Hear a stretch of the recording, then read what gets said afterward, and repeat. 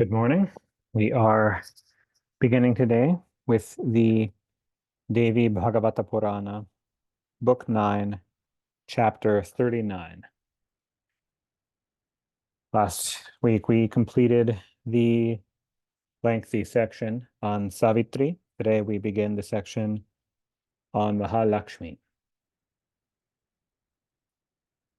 Narada said, O Lord, I have heard in the discourse on Savitri and Yama about the formless Devi Mula Prakriti and the glories of Savitri, all true and leading to endless good. Now I want to hear the story of the Devi Lakshmi. O thou, the chief of the knowers of the Vedas, what is the nature of Lakshmi? By whom was she first worshipped and by what mantra? Kindly describe her glories to me. Rishi Narayana said, of old, in the beginning of the Prakritic creation, from the left side of Krishna, the Supreme Spirit, appeared in the Rasa Mandalam a Devi. She looked exceedingly handsome, of a dark blue color, of spacious hips and thin waist, and with high breasts, looking 12 years old, of steady youth or of blooming, established youth, of a color of white champaka flower and very lovely. Interesting that it says of dark blue color and of the color of a white champaka flower. Up to interpretation, I suppose, what is meant by that. The beauty of her face throws under shade millions and millions of autumnal full moons. Before her wide expanded eyes, the midday lotus of the autumnal season becomes highly ashamed. By the will of God, this Devi suddenly divided herself into two parts. The two looked equal in every respect, in beauty, qualities, age, loveliness, color, body, spirit, dress, ornaments, smile, glance, love, or humanity. Or by humanity, I think we mean personality. They were perfectly equal. Perfectly equal, but not identical. Now, she who appeared from the right side of the Devi is named Radha, and she who came from the left side is named Mahalakshmi. Radha wanted first the two-armed Sri Krishna, who was higher than the highest. Then, after Radha wanted him, Mahalakshmi wanted him. Radha came out of the right side and was the first to want Krishna, so Krishna too divided himself at once into two parts. From his right side came out the two-armed, and from his left side came out the four-armed form. The two-armed person of Krishna first made over to Mahalakshmi the four-armed one. Then the two-armed person himself accepted Radha. Lakshmi looks on the whole universe with a cooling eye, or with a soothing eye. Hence, she is named Lakshmi, and as she is great, she is called Mahalakshmi, the great Lakshmi. And for that reason, the husband of Radha is two-armed, and the husband of Lakshmi is four-armed.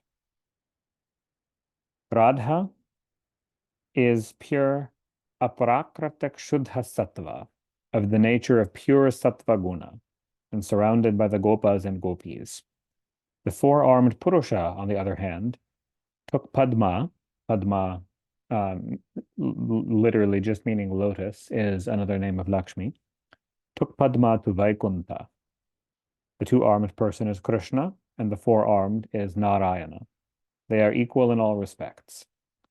Mahalakshmi became many by her yogic powers, remaining in full in Vaikunta, but assuming many forms and parts throughout creation. Mahalakshmi of Vaikunta is full, the full Lakshmi, of pure sattva guna, and endowed with all sorts of wealth and prosperity. She is the crest of womankind as far as loving one's husbands is concerned. She is the Svarga Lakshmi in the heavens, the Naga Lakshmi of the Nagas, the serpents, in the nether regions. She is the Raja Lakshmi of the kings, and the Griha Lakshmi, or the household Lakshmi of householders. She resides in the houses of householders as prosperity and the most auspicious of all good things in houses. She is the progenitrix. She is the surabhi of cows, and she is the dakshina in yajnas. The dakshina being the fee or donation to the priests performing the yajna. That is the manifestation of Lakshmi in yajnas. She is the daughter of the milk ocean, and she is Padmini, the beauty of the spheres of the moon and the sun. She is the luster and beauty of ornaments, gems, fruits, water, kings, queens, heavenly women, the luster and beauty of all houses, grains, clothings, cleansed places or clean places, images, auspicious jars, pearls, jewels, crest jewels, garlands, diamonds, milk, sandal, sandal as in from the sandalwood tree, beautiful twigs, fresh rain clouds, and the luster and beauty of all colors. She was first worshipped in Vaikuntha by Narayana, by her husband. Next, she was worshipped by Brahma and then by Shankara with devotion. She was worshipped by Vishnu in the Kshiroda Samudra, or the churning of the milk ocean. So she is the daughter of the milk ocean and emerged from the churning of the milk ocean, but that was after she was already married to Vishnu in Vaikuntha. That was a certain manifestation for the Devas, and to make her known to the rest of the world.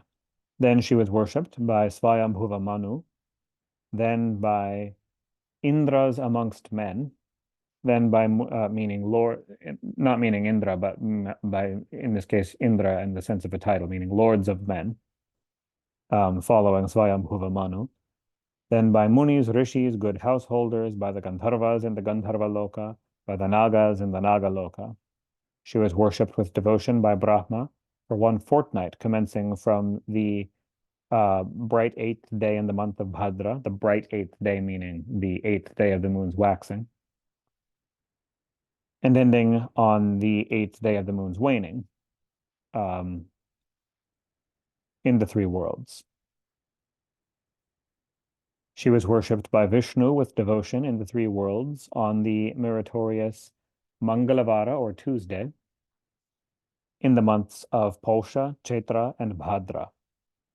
Manu also worshipped her on the Polsha Sankranti, the last day of the month of Polsha, when the sun enters another sign.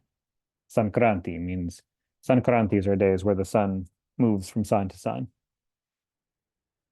And on the auspicious Tuesday in the month of Magha. Thus, the worship of Mahalakshmi is made prevalent in the 3 worlds. She was worshipped by Indra, the lord of the Devas, and by Mangala Deva, on Tuesday. She was then worshipped by Kedara, Nila, Subala, Dhruva, Uttanapada, Shakra, Bali, Kashyapa, Daksha, Kardama, Surya, Priyavrata, Chandra, Vayu, Kubera, Varuna, Yama, Hutasana, and others. Thus her worship extended by and by to all the places. She is the presiding deity of all wealth, so she is the wealth of all. Here ends the 39th chapter of the 9th book on the Mahalakshmi Katha in the Mahapuranam Srimad Devi Bhagavatam of 18,000 verses by Maharshi Veda Vyasa. Chapter 40. Narada said, O Lord, how did the eternal Devi Mahalakshmi, the dweller in Vaikuntha, the beloved of Narayana, the presiding deity of Vaikuntha, come down to the earth? And how did she become the daughter of the ocean? By whom was she first praised? Kindly describe all these details to me and oblige. Narayana said, O Narada, in ancient days, when, due to Durvasa's curse, Indra was dispossessed of his kingdom, all the Devas came down to earth, exiled from Svarga. Lakshmi, too, getting angry, quitted the heavens out of pain and sorrow, and went to Vaikuntha and took the shelter of Narayana. So the Svarga Lakshmi departed. The Devas then went to Brahma with their hearts full of sorrow, and taking him from there, they all went to Narayana in Vaikuntha. Going there, they all took refuge of the Lord of Vaikuntha. They were very much distressed. Their throats, palates, and lips were quite dry. At that time, Lakshmi, the wealth and prosperity of all, came down on earth by the command of Narayana and became born in part as the daughter of the ocean. Importantly, meaning the milk ocean, not our earthly oceans of salt water. The Devas then, together with the Daityas, churned the Kshiroda Samudra, the milk ocean, and out of that, Mahalakshmi appeared. Vishnu looked upon her. Her joy knew no bounds. She, smiling, granted boons to the Devas, and then offered a garland of flowers on the neck of Narayana. That refers to the marriage garland, a poetic way of saying she married him. O Narada, the Devas, on the other hand, got back their kingdoms from the Asuras. They then worshipped and chanted hymns to Mahalakshmi, and since then, they became free from further dangers and troubles. Narada said, O Bhagavan, Durvasa was the best of the Munis. He was attached to Brahma and had spiritual knowledge. Why did he curse Indra? What offense had Indra committed? How did the Devas and Daityas churn the ocean? How and by what hymns did Lakshmi become pleased and appear before Indra, and what passed between them? Say all this, O Lord. Narayana said, in ancient days, Indra, the lord of the three worlds, intoxicated with wine and becoming lustful and shameless, began to enjoy Rambha in a lonely grove. Rambha was an apsaras of his court and one of his concubines. After having enjoyed her, he became attached to her. His mind being wholly drawn to her, he remained there in that forest, his mind becoming very passionate. Indra then saw the Muni Durvasa on his way from Vaikunta to Kailasha, burning with the Brahma Tejas, with the fire of Brahman. From the body of the Rishi emitted, as it were, the rays of the 1,000 midday suns. On his head was the golden matted hair. Interestingly, that refers to his hair as golden. On his breast there was the hoary or very old holy thread. He wore torn clothes. On his hands there was the danda and kamandalu, the kettle drum and the pot of water. On his forehead there was the bright tilaka in the form of the crescent moon. 100,000 disciples, thoroughly versed by him in the Vedas and the Vedangas, were attending him. The intoxicated Purandara, Purandara is the name of Indra, seeing him, bowed down to him, and he began to chant with devotion hymns to his disciples also. They were very glad. The Rishi with his disciples then blessed Indra and gave him one parijata flower. When the Muni was returning from the region of Vaikunta, Vishnu had given to him that beautiful parijata flower. Old age, death, disease, sorrows, etc., all are removed by the influence of that miraculous flower, and the final moksha even is attained. The Devendra was intoxicated with his wealth, so taking the flower given to him by the Rishi, he did not properly value it, but threw it on the head of the elephant Airavata. No sooner that elephant touched the flower than he became suddenly like Vishnu, as it were, in beauty, form, qualities, fire, or tejas, fiery energy, and age. The elephant then forsook Indra and entered into a dense forest. The Lord of the Devas could in no way get the elephant back under his control. On the other hand, the Muni Durvasa, seeing that Mahendra had thus dishonored the flower by having simply tossed it to an elephant, became inflamed with rage. Now, a reminder of important context here that Durvasa is himself a Rudra avatar, and is infamous for being the most rage-prone sage in all the Puranas. It is specifically Durvasa's Leela to be quick to fury and to bring about intended Leelas and great cycles of karma through his curses. So, as he does, he became inflamed with rage and cursed Indra, saying, O Indra, you are so mad with wealth that you have dishonored me.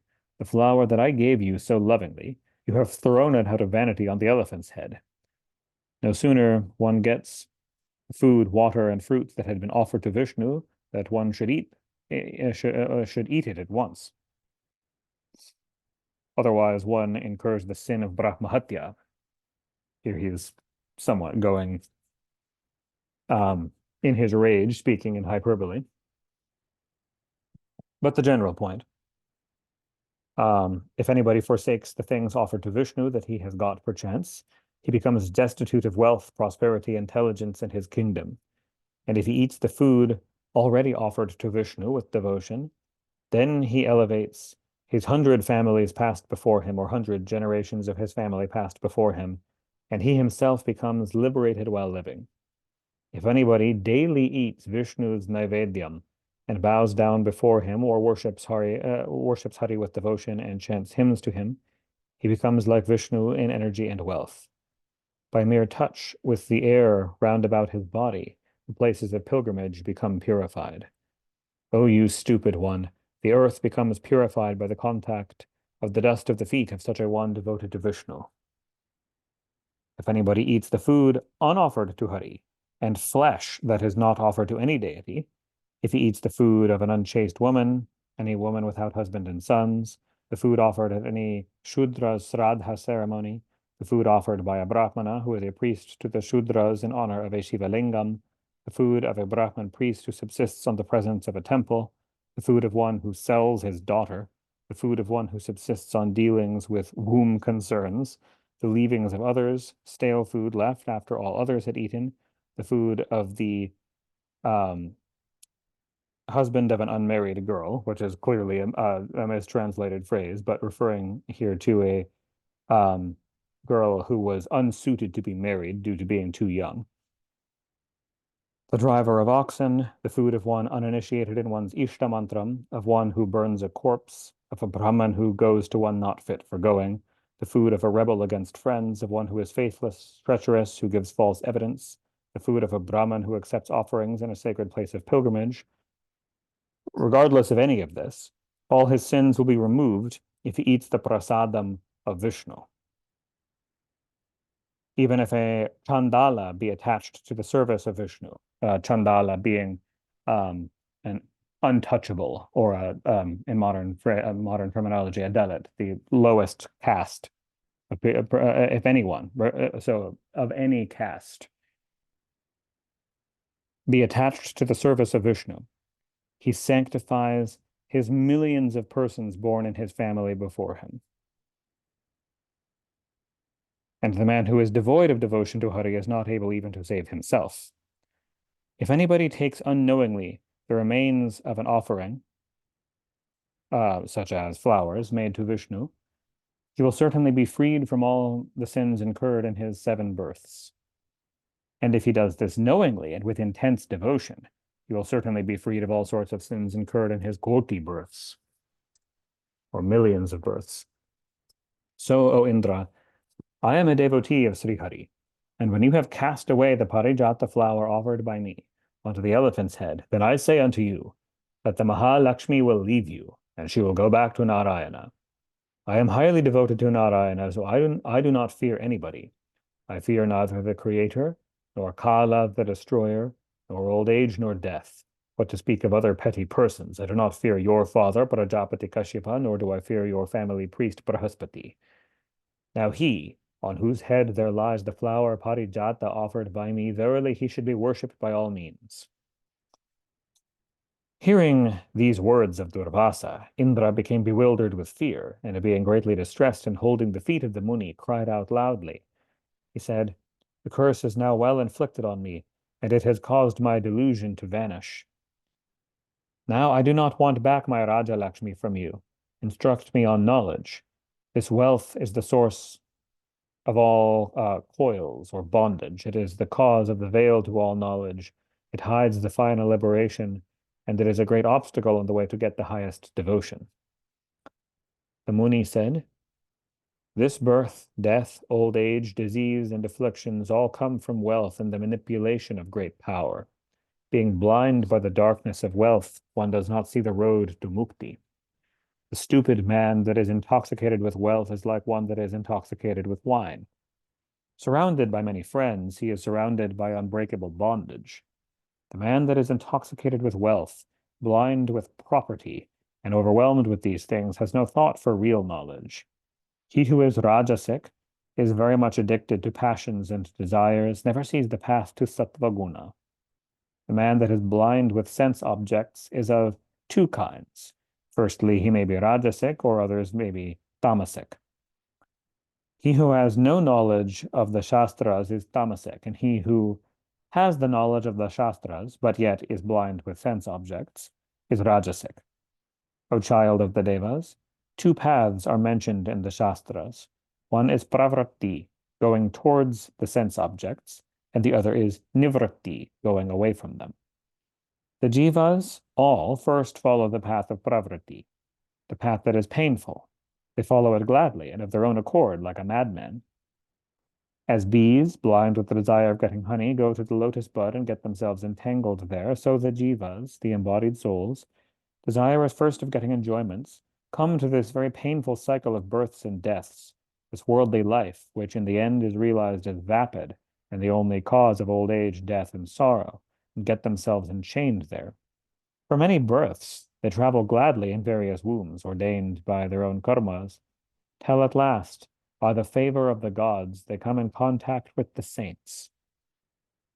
Thus, 1 out of 1,000 or 1 out of 100 finds means to cross this terrible ocean of the world. When the saintly persons kindle the lamp of knowledge and show the way to mukti, then the jiva makes an attempt to sever this bondage to the world. After many births, many austerities, and many fastings, he then finds safely the way to mukti, leading to the highest happiness. O Indra, what you asked me, I thus heard from my guru. O Narada, hearing the words of the Muni Durvasa, Indra became dispassionate towards the samsara. Day by day, his feeling of dispassion increased. One day, when he returned to his own home from the hermitage of the Muni, he saw the heavens overspread by the Daityas, and it had become terrible. At some places, outrage and oppression knew no bounds. Some places were devoid of friends. At some places, some persons had lost their fathers, mothers, wives, and relations, so no rest and repose could be found. Thus, seeing the heavens in the hands of his enemies, Indra went out in quest of Brahaspati, the family guru of the Devas. Seeking to and fro, Indra ultimately went to the banks of the Mandakini River and saw that his Gurudeva had bathed in the waters of the Mandakini and was sitting with his face turned towards the east, towards the morning sun, and was meditating on Parabrahman, who has his faces turned everywhere. Tears were flowing from Brahaspati's eyes, and the hairs of his body stood erect with delight. He was elderly in knowledge, the spiritual teacher of all, religious, served by all great men. He was held as most dear to all his friends. Those who are jnanins regard him as their guru. He was the eldest of all his brothers. He was considered as very unpopular to the enemies of the Devas. Seeing his family priest, Brahaspati, merged in that state of meditation, Indra waited there. When, after one prahara, or about 3 hours, the Gurudeva got up from his meditation, Indra bowed down to his feet and began to weep and cry out repeatedly. Then he informed his guru about his curse from a Brahmin, his acquiring the true knowledge, so very rare, and the wretched state of Amaravati, his capital city, wrought by his enemies. O best of the Brahmanas, hearing thus the words of his disciple, the intelligent speaker, Brahaspati, spoke with his eyes reddened out of anger. O Lord of the Devas, I have heard everything that you said. Do not cry, have patience, hear attentively what I say. Wise politicians of good behavior with moral precepts never lose their heads and get themselves distressed in times of danger. Nothing is everlasting, whether property or adversity. All are transient. They only give troubles. All are under one's own karma. One is master of one's own karma. What had been done in previous births, so one will have to reap the fruits afterwards. This happens to all persons eternally, births after births. Pain and happiness are like the ring of a rolling wheel. So what pain is there? It is already stated that one's own karma must be enjoyed in this holy Bharata. Bharata here encompassing our whole earth, not only referring to India. A man enjoys the effects of his own karmas, auspicious or inauspicious. Never does karma get exhausted in 100 koti kalpas without their effects being enjoyed. Karma, whether auspicious or inauspicious, must be enjoyed, or by enjoyed, experienced, must be experienced. Thus, this is stated in the Vedas and as well by Sri Krishna, the Supreme Spirit. Bhagavan Sri Krishna addressed Brahma, the lotus-born, in the Sama Veda Sakha, that all persons acquire their births, whether in Bharata or any other country, according to the karma that he had done. The course of a Brahmana comes through this karma, and the blessings of a Brahmana come again by this karma. By karma, one gets great wealth and by prosperity, and by karma again, one gets poverty. You may take 100 koti births. The fruit of karma must follow you. O Indra, the fruit of karma follows one like one's shadow. Without experience, that can never die. The effects of karma become increased. In other words, the fruit of karma will not stop following you except by experiencing it. The effects of karma become increased or decreased according to time, place, and the person concerned. As you will give away anything to persons of different natures in different times and in different places, your merit acquired will also vary accordingly. Gifts made on certain special days bring in 40 times the fruits, the punyam, or infinite times. Again, gifts similar in nature, made in similar places, yield punyam the same in character also. Gifts made in different countries yield punyam 40 times, or even infinite times, but similar things given to similar persons yield similar punyams. As the grains vary in their natures, as the fields differ, depending on what crop is being grown in a given field, so gifts made to different persons yield different grades of punyas, infinitely superior or infinitely inferior as the case may be. Giving things to a Brahmana on any ordinary day yields simple punya only. But if the gift be made to a Brahman on an Amavasya day, on the day of the new moon, or on a Sankranti day, when the sun changes from sign to sign, then 100 times more punyam is acquired than on an ordinary day. Again, charities made in the Chaturmasya period, during the 4 months of the rainy season, or on the full moon day yield infinite punyams.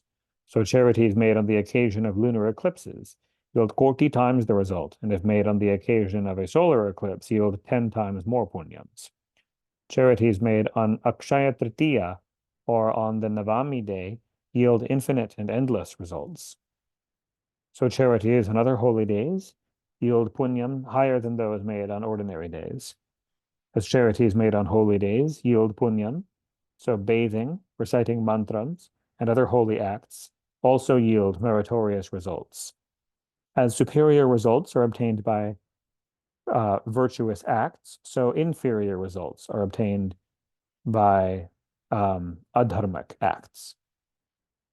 As an earthen potter makes pots, jars, etc., out of the earth with the help of rod, wheel, earthen cups or plates, and motion, so the Creator awards respective fruits to different persons by the help of this thread or continuity of karma. Therefore, if you want to have the cessation, this fruition of karma, then worship Narayana, by whose command all these things of nature are created. He is the creator of even Brahma, the creator. He is the preserver of Vishnu, the preserver. He is the destroyer of Shiva, the destroyer, and the Kala, He is the Kala of Kala. Shankara has said, "He who remembers Madhusudana in great troubles, dangers cease and happiness begins." O Narada, the wise Brihaspati thus advised Indra, and then embraced him and gave him his hearty blessings and good wishes. Here ends the 40th chapter of the 9th book on the birth of Lakshmi, or leading up to the birth of Lakshmi. In the discourse of Narada and Narayana in the Mahapuranam Srimad Devi Bhagavatam of 18,000 verses by Maharshi Veda Vyasa. Chapter 41. Narayana said, O Dvija, Indra then remembered Hari and took Brihaspati, the guru of the Devas, to the assembly of Brahma, accompanied by the other Devas. They soon reached the Brahma Loka, and no sooner they saw Brahma than Indra and the other Devas and Brihaspati all bowed down to him. Brihaspati, the Acharya of the Devas, then communicated all to Brahma. Hearing this, Brahma smiled and spoke, addressing Indra. O Indra, you have been born in my race. Nay, you are my grandson. The Arya Brihaspati is your guru, the noble Brihaspati. You yourself are the ruler of the Devas, and you are very wise and sagacious. The mother of your father is the powerful Daksha, a great Vishnu Bhakta. How is it, then, that when the three sides of your family are pure, one would turn out so haughty and arrogant? Whose mother is so much devoted to her husband, whose father, mother's father, and mother's brother are self-controlled and of pure sattva guna, he is not expected to be so very haughty. Every man may be guilty to Hari for the three faults, or some fault due to that of his father, or of his mother's father, or of his guru. In other words, if he has not been instructed properly. Bhagavan Narayana resides in this great holy temple of ours, this physical body, controlling the hearts of all. At whatever moment Sri Narayana quits this temple body, at that moment this body becomes dead. I myself am the mind, Shankara is the knowledge, Vishnu is the vital breaths, Bhagavati Durga is the buddhi, the intelligence, and sleep, etc. She has all the powers of Prakriti. When these are being reflected on by the Atman, Jiva is formed with a body for enjoyment called Bhoga Sharirabhrit.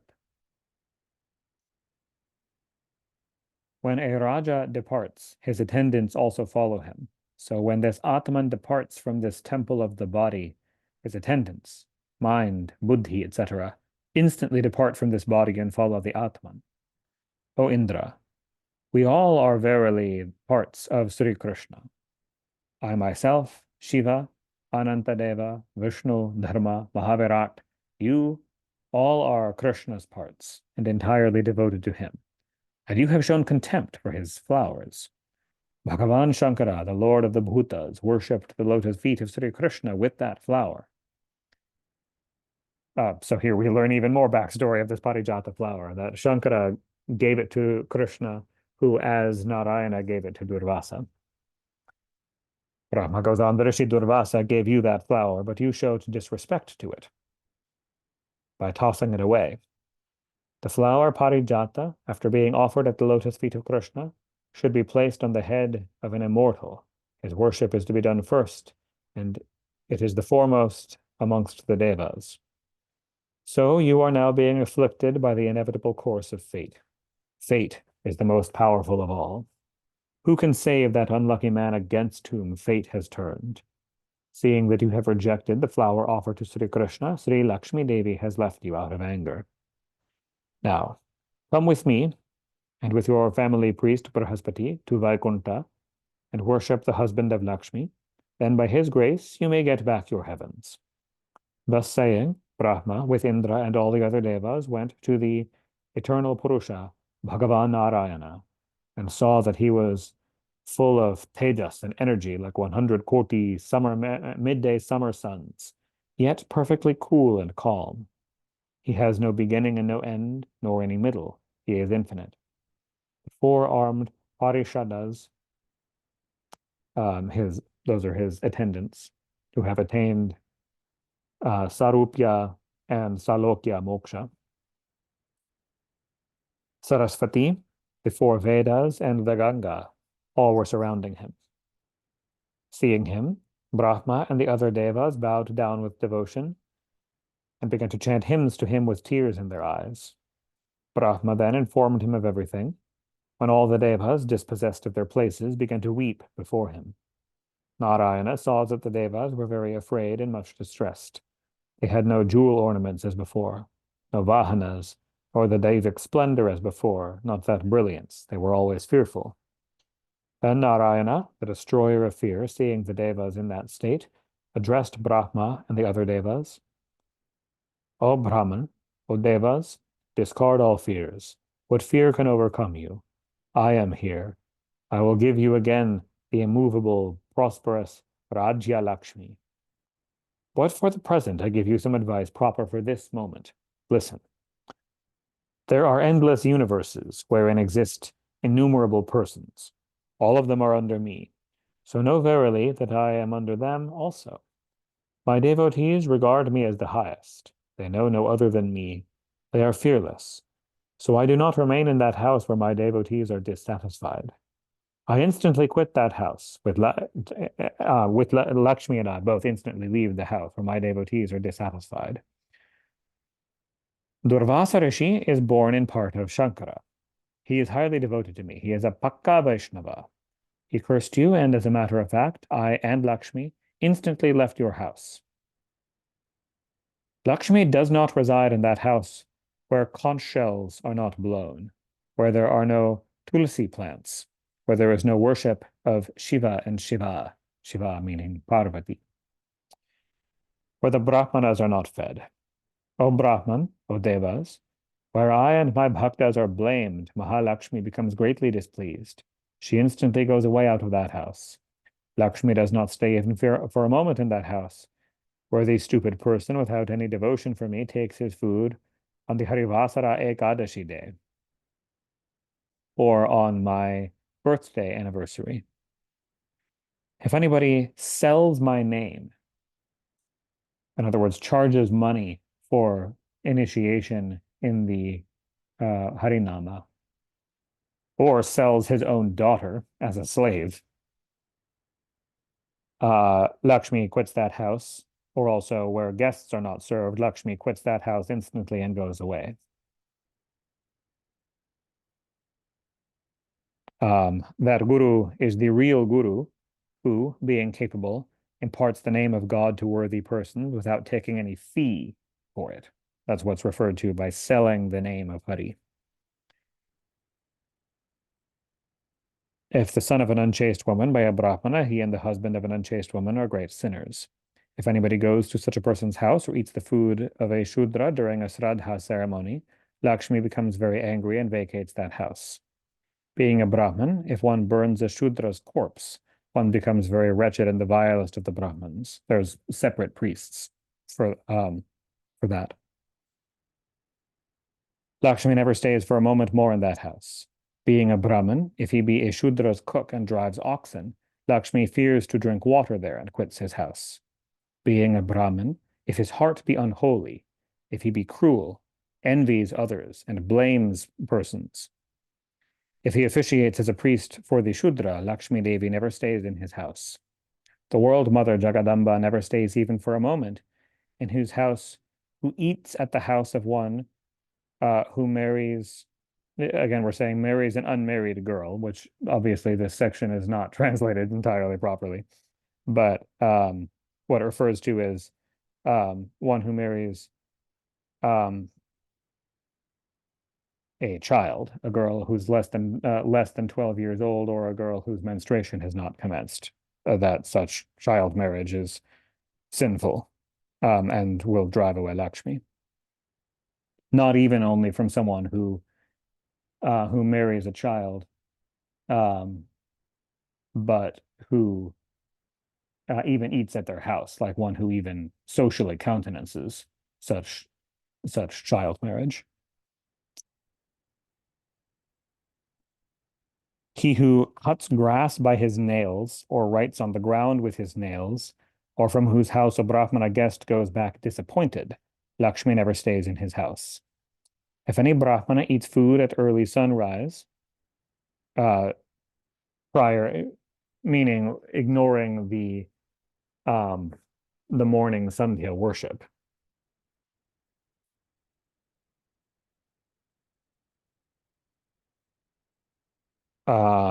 Sleeps during the day or engages in a sexual intercourse during the day, Lakshmi never stays in his house. This again referring to the traditional routine and code of conduct of Brahmins specifically. Lakshmi slips away from that Brahmana who is devoid of achara, who is devoid of proper conduct, who accepts gifts from Shudras, from him who remains uninitiated in his mantra. The ignorant man who sleeps naked and with his feet wet, who laughs always and always talks at random on disconnected subjects like a madman, is forsaken at once by Lakshmi. Lakshmi becomes angry and goes away from the house of that man who applies oil all over his body first and then touches the bodies of others while oily, and always makes some sounding noise on several parts of his body. If any Brahmana forsakes observing vows, fastings, the Sandhya ceremony, purity, and devotion to Vishnu, Kamala does not remain in his house any longer. If anybody always blames the Brahmanas and shows his hatred always towards the Brahmanas, if he does injury to animals, and if he does not indulge in his heart anything of pity and kindness, then Lakshmi, the mother of the worlds, quits him. O lotus-born, but where Hari is worshipped, and Hari's name is chanted, Lakshmi, the mother of all auspiciousness, remains there. Lakshmi remains where the glories of Sri Krishna and his bhaktas are sung. Lakshmi always remains there with the greatest gladness, where conch shells are blown, or even where there are conch shells, whether or not they are blown, where there is the shalagrama stone, the tulsi leaves, and the service and meditation of Lakshmi are done daily. Where the Shiva Linga is worshipped and his glories sung, where Sri Durga is worshipped and her glories are sung, Lakshmi, the dweller in the lotus, remains there. Where the Brahmanas are honored and they are gladly feasted, where all the Devas are worshipped, the chaste Lakshmi, the lotus-faced, remains there. Thus saying to the Devas, the husband of Lakshmi said, O Devi, now speaking to Lakshmi, O Devi, go without any delay to the Kshiroda Samudra, the milk ocean, and incarnate there in part. He then addressed Brahma and said, O lotus-born, you also better go there and churn the Kshiroda Samudra. When Lakshmi will arise, give her to the Devas. O Devarashi, thus saying, the Kamalapati, the husband of Kamala, went to his inner compartment. On the other hand, the Devas, after a long time, reached the shores of the milk ocean. The Devas and the Daityas, so we are now abridging this part of the story, the Devas and the Daityas, who made a treaty to churn the ocean together, then made the golden mountain the churning rod.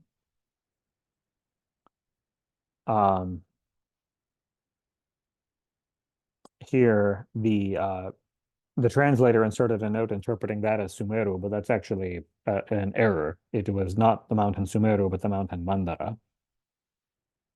The god Kurma, the churning pot, and Anantadeva, the churning cord, and began to churn the milk ocean. While the churning was going on, by and by arose Dhanvantari with the Amrata, the horse Uchchaisrava, various other invaluable jewels that were desired, the elephant Airavata, and the beautiful-eyed Lakshmi. Vishnu Priya, Sri Lakshmi Devi, no sooner she arose from the ocean than she, the chaste woman, presented on the neck of Narayana, of beautiful appearance, the Lord of all, who slept upon the Kshiroda Samudra, the garland of marriage.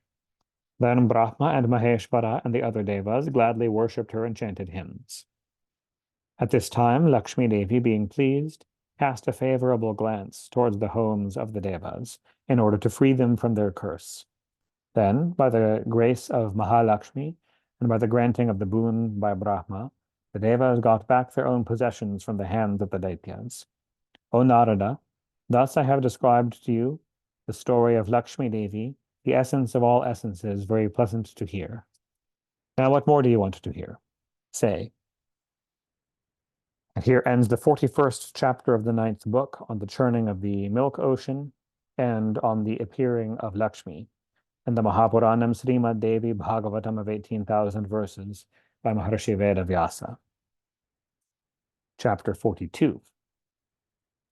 Narada said, O Bhagavan, I have heard about the glories of Hari, about the Tattva Jnanam and the story of Lakshmi.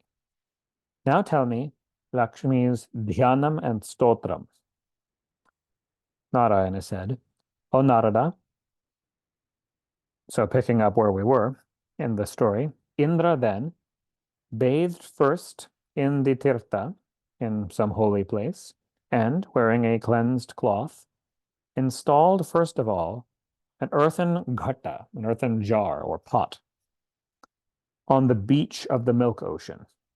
Then he worshipped with devotion Ganesha, Surya, Agni, Vishnu, Shiva, and Shiva, or Parvati, these 6 deities, with scents and flowers.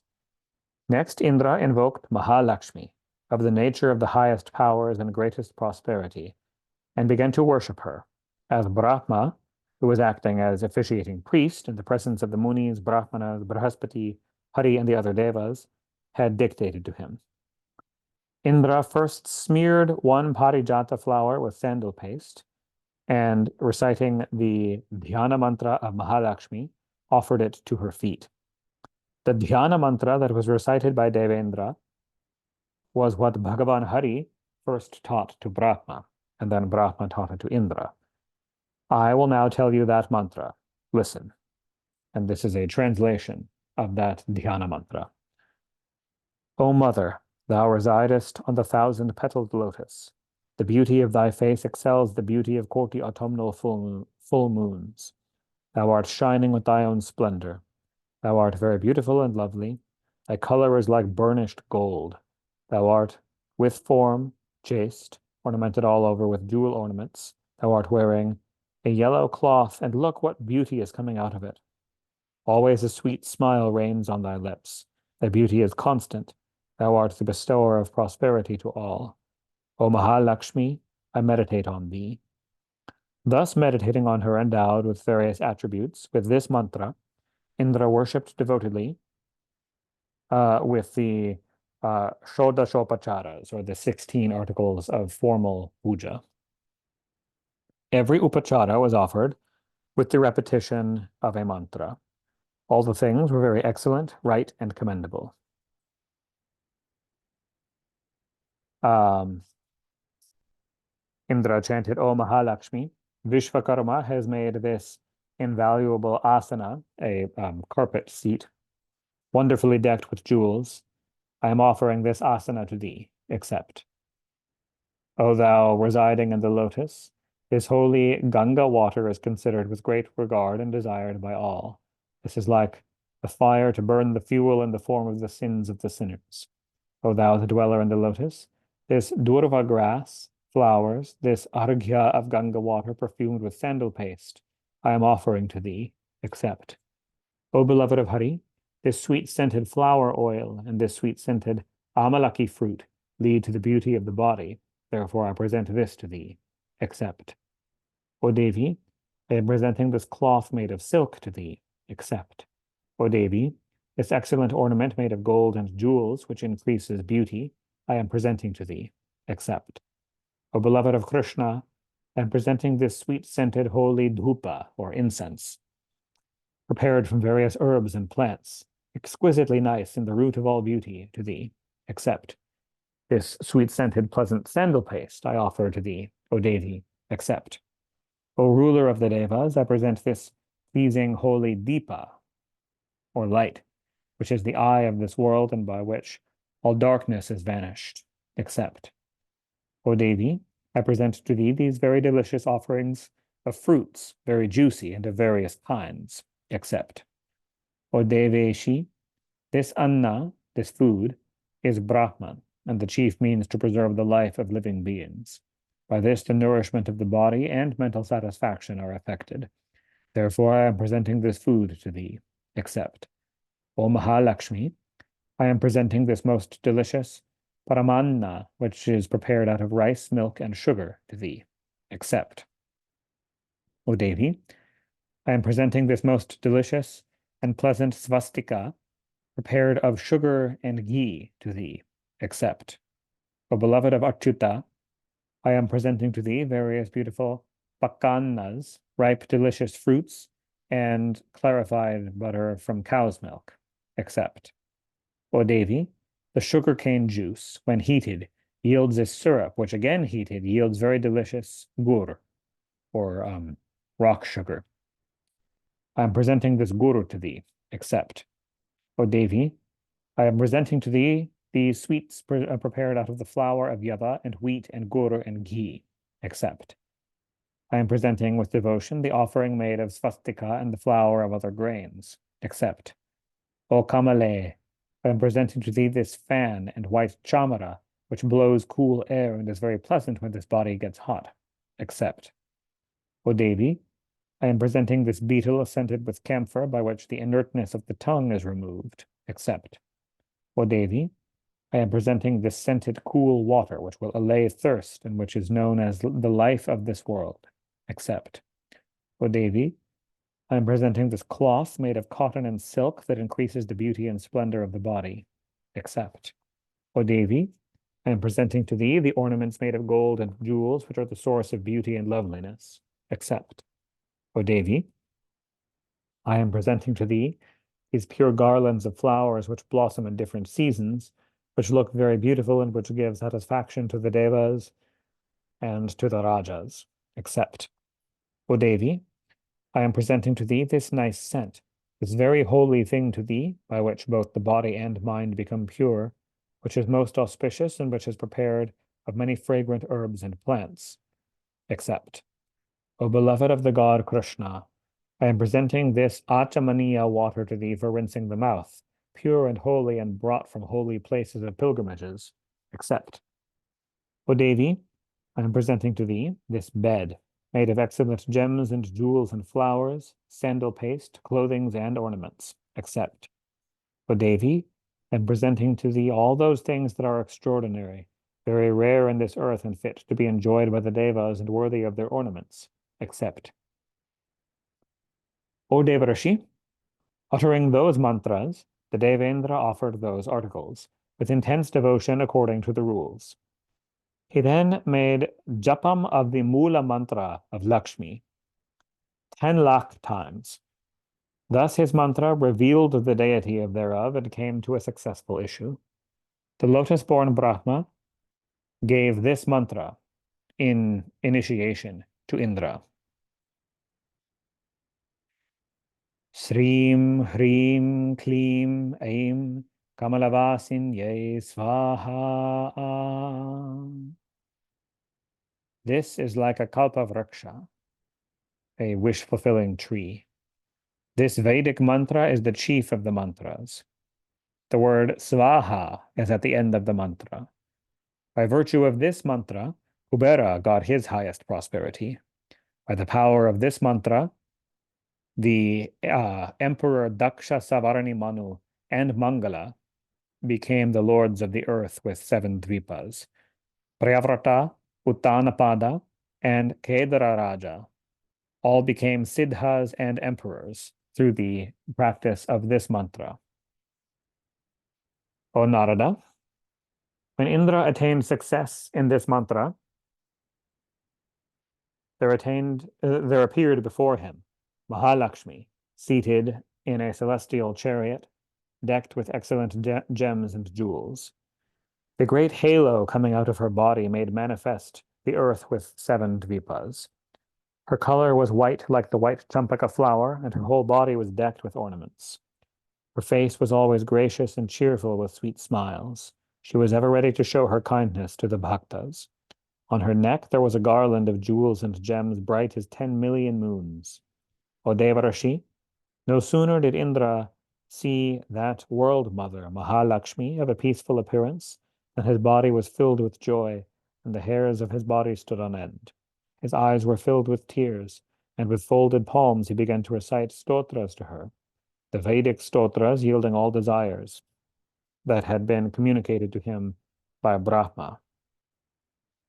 Indra said, O thou, the dweller in the lotus, O Narayani, O dear to Krishna, O Padmasane, O Mahalakshmi, obeisance to thee. O Padma Dalekshane, O Padma Nibhanane, O Padmasane, O Padme, O Vaishnavi, obeisance to thee.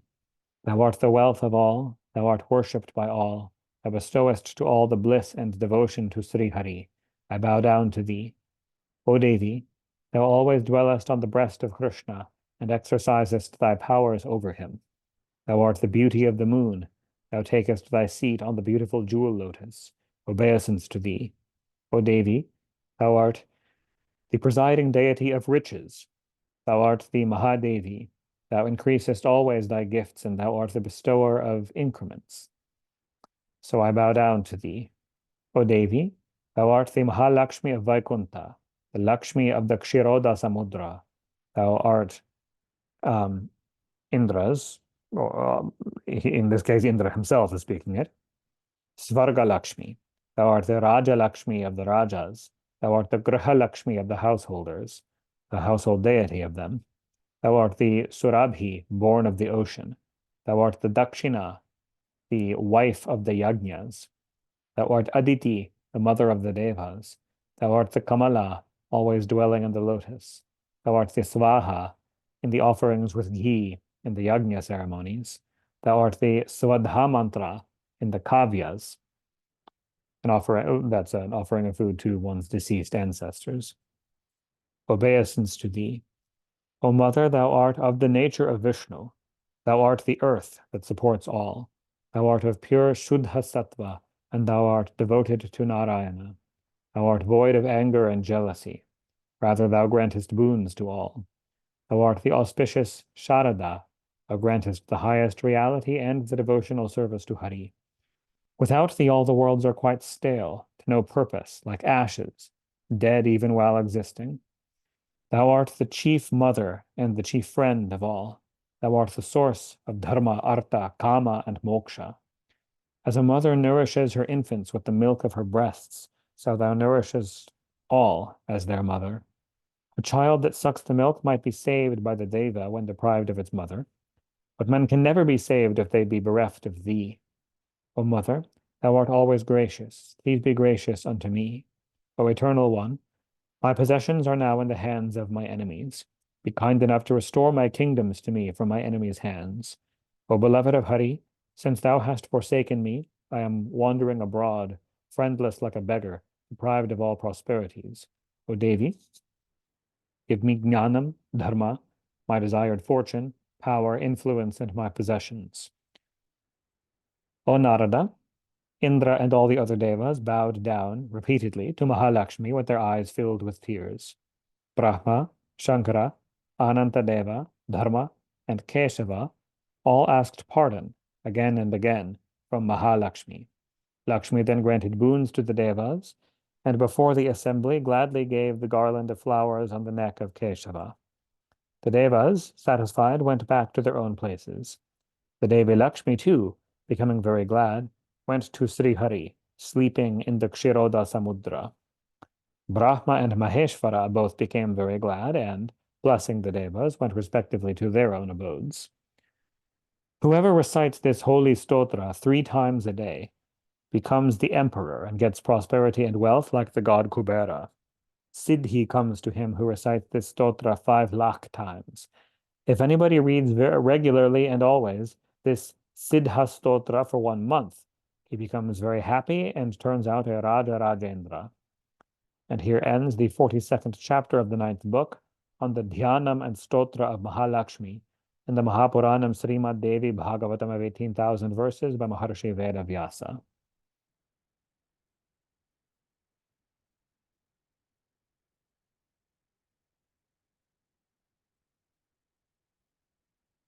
And I think that is the perfect stopping point for today.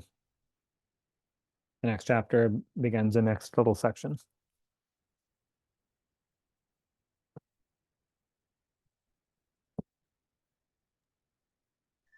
Thank you, Devala. Yeah, thank you. Thank you for coming. Jay Lakshmi, that was a great reading. Jai Sri Lakshmi.